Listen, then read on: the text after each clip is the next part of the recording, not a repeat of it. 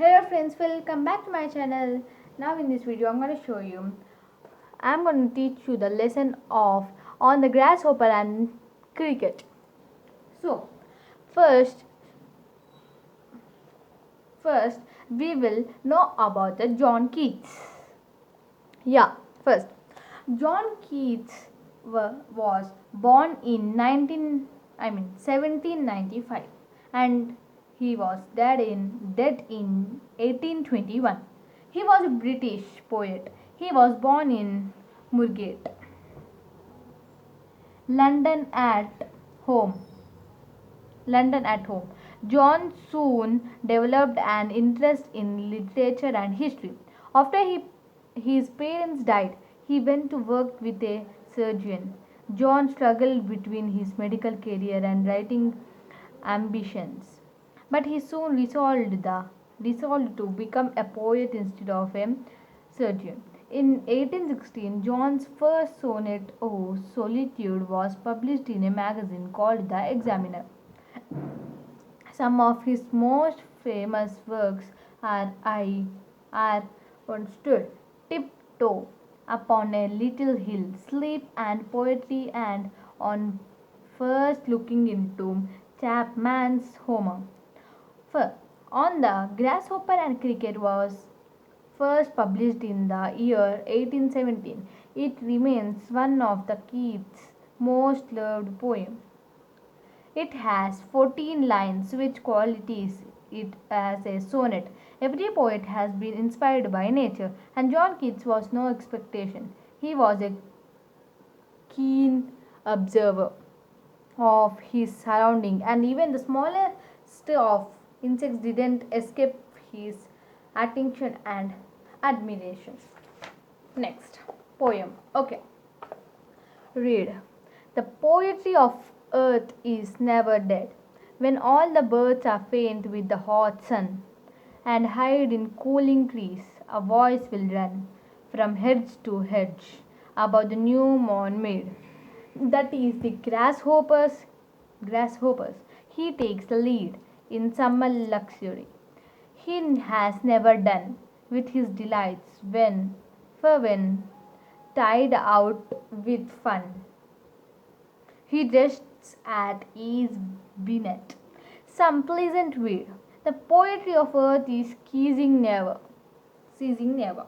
On a lone winter evening, when the frost has swept a silence from the stove, there trills the cricket's song in warm, increasing ever, and seems to one in drowsiness, half lost. The grasshoppers among some grassy hills. Now we will know the meanings of these three words. First is grass. First is poetry of earth. Poetry of earth, the songs of nature. Next, mead. Mead means a meadow. And next comes drowsiness. Drowsiness means sleepiness. Now, I think so, guys. I think so, friends. You understand this poem. Now, these are the question answers. Now, I'm going to tell you question and answers. First, first questions. First question goes like this. Whose voice do you hear on summer's afternoon? Where does he go when he is tired? And the answer goes like this. We hear the grasshopper's voice on summer afternoon. The grasshopper goes to rest under some pleasant weed when he is tired. Next, second question. Which insect takes over from the grasshopper in winter? Answer. Cricket takes over the grasshopper during winter. Next question. Sorry. Yeah. Okay. Next question, third one. Explain what the speaker means when he says the poetry of earth is ceasing never. And by the line that the poetry of the earth is ceasing never, the poet means that the song of the nature is never all. When one of the insects retire, The other is always there to take his place. The grasshopper and the cricket in this case, respectively. Okay, this is the answer of third question. Now, fourth question. Why does the cricket song sound like the grasshoppers? And this is the fourth question. The answer goes like this. The cricket song sounds like the grasshopper because one can hardly tell the difference when they are drowsing during the winter. Now, now, 2. A2. Explain these lines with reference to the context. So, shall we? Yeah, first. When all the birds are faint with the hot sun and hide in cooling trees, a voice will run. This is the first one. So the answer goes like this. The lines means that when all the birds are tired during the summer, faint due to the scorching heat and are hiding in the cooling trees, the voice of the grasshopper can be heard from the meadow. Next, second question. On a lone winter evening, when the frost has wafted a silence from the stove, there trills the cricket song in warm increases ever. Okay. The answer goes like this. The lines mean that during a chilly winter night when there is silence all over, one can hear the crickets chirping, which gives a feeling warm in the air. Now, this think and answer. What is the theme of the poem?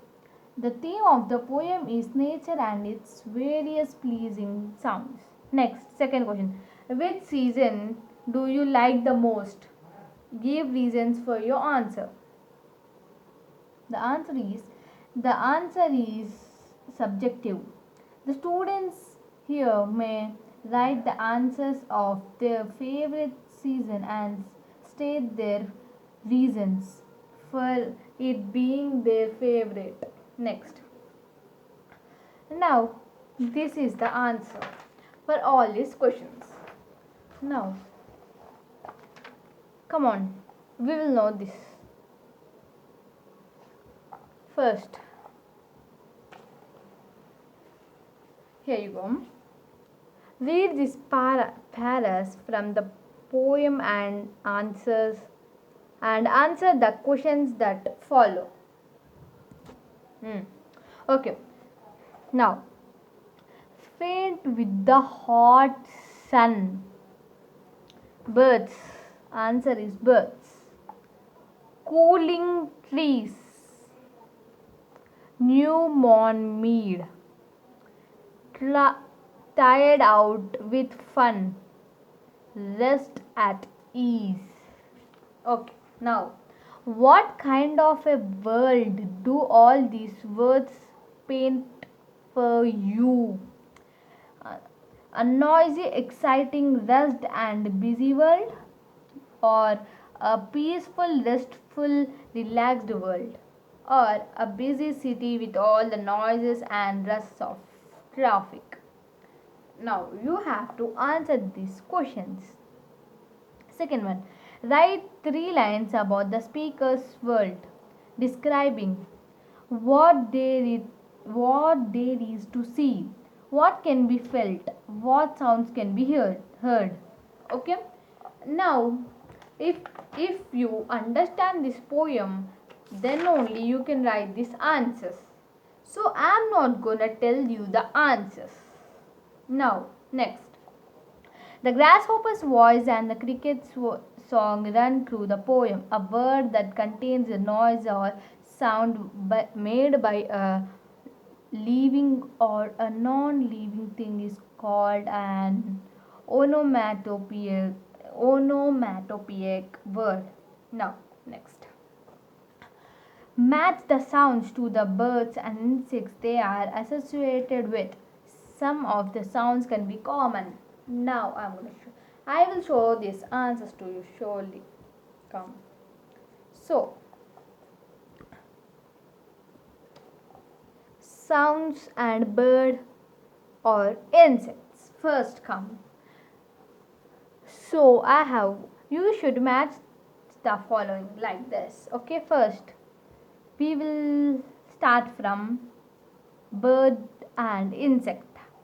So first hen. Hen means cackling. Second one in sound. Hen means cackling. Next sparrows. Sparrows means twittering. In sounds it is in seventh one. And next ducks. Ducks means quacking. Next bees. Bees means buzzing. Next thrushes. Thrushes means whistling. Next doves means cooing. Next crickets. Yeah, you all know cricket. This is cricket. And this is grasshopper. So cricket means cheeping. Next. Sorry. Okay, read this sentence. When all the birds are faint with the hot sun on a lone winter evening, when the frost has taught a silence, when is a word? When. So here it comes. This word is here. So we have already learnt about the WH words. Study the table to revise them quickly. So see this. First, what? What? Its function is asks for more information about something. Example, what is John Keats' poem about? Next, where? Asks for a location. Example, where is the Parliament of India situated? Next, why? Why? Asks for reason, cause of something, sometimes replaced by what, for. The example is, why is your homework incomplete?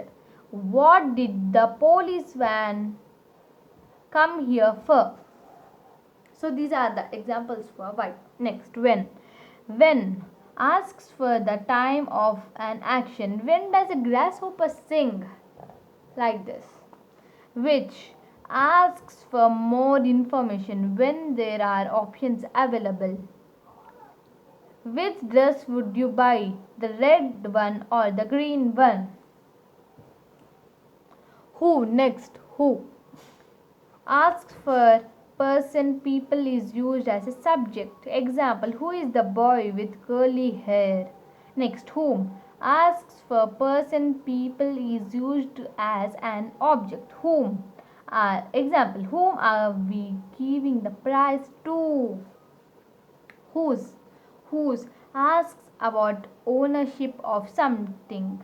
Next, examples goes like this. Whose cookies jar is this? Next, chapter 2. How? Functions. Asks for the manner, way in which a thing is done. Ask about somebody's health. Is used before an adjective or adverb to ask about the amount. Example, how do you go to the school every morning? How is your grandmother feeling now? How often do you go for the guitar classes? Like this. Now, next, fill in the blanks using the WH words. Okay. First one, don't we do a group study? Okay. Tell me the answer. It is why. Why don't we do a group study? Ask for. Now, write the beside of question mark. Ask for. Next, is the new post office situated? Where is the new post office situated? Location. It means a location. Next, when. When do we have our English exam? That means a time. Next, how? How can I reach Jacaranda Avenue from Hyacinth Apartments? That means manner. Next, who? Who pushed me while traveling in the metro? A person. Whom is a person? Next, whose? Tennis ball is lying in the court on a ship. Whom? Are we going to ask for directions? Means an object. Next comes. This is next one. It's time to play the grammar game with the help of your teacher. Now you can play this game with your teacher. Next.